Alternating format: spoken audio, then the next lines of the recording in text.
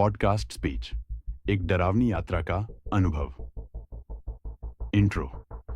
नमस्कार दोस्तों, आपका स्वागत है हमारे पॉडकास्ट में, जहां हम अजीबोगरीब कहानियों और रहस्यमय अनुभवों पर चर्चा करते हैं। आज हम एक डरावनी यात्रा के बारे में बात करेंगे, जहां मैं अपने दोस्तों के साथ एक गांव की तरफ जा रहा हूं। ये गांव सुनसान और रहस्यमय जंगलों से घिरा हुआ है और यहाँ की नकारात्मक ऊर्जा हमें एक अनोखा अनुभव देने वाली है। यात्रा की शुरुआत। तो चलिए हमारी यात्रा की शुरुआत करते हैं। हमने तय किया कि हम एक छोटे से गांव की ओर जाएंगे, जहां के बारे में सुना था कि वहां की रातें बहुत ही डरावनी होती हैं। गांव का नाम है भूतिया गांव। सुनने में तो ये नाम ही काफी डरावना लगता है। हम सभी दोस्तों में उत्साह था, लेकिन अंदर से एक डर भी था। गांव की जानकारी। जब हम गांव पहुंचे तो हमें यहाँ की चुप्पी ने घेर लिया। गांव के लोग बहुत कम थे और उनकी आंखों में एक अनजानी सी परेशानी थी। हमें एक बूढ़े आदमी से मिला, जिसने हमें चेतावनी दी कि शाम के बाद जंगल में जाना खतरनाक है। उसने कहा कि वहां की आत्माएं कभी चैन से नहीं रहती। जंगल का अनुभव। शाम होने पर हमने तय किया कि हम जंगल में चलेंगे। जैसे ही हम जंगल में गए,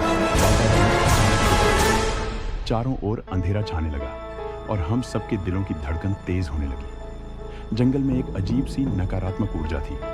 जैसे जैसे हम आगे बढ़ते गए, हमें महसूस हुआ कि कोई हमें देख रहा है। हम एक सुनसान झील के पास पहुंचे, जहां अजीब सी आवाजें सुनाई देने लगी। ऐसा लगा जैसे कोई हमारे नाम ले रहा हो। भूतिया कहानियां। हमने वहां बैठकर एक दूसरे को डरावनी कहानियां सुनाई।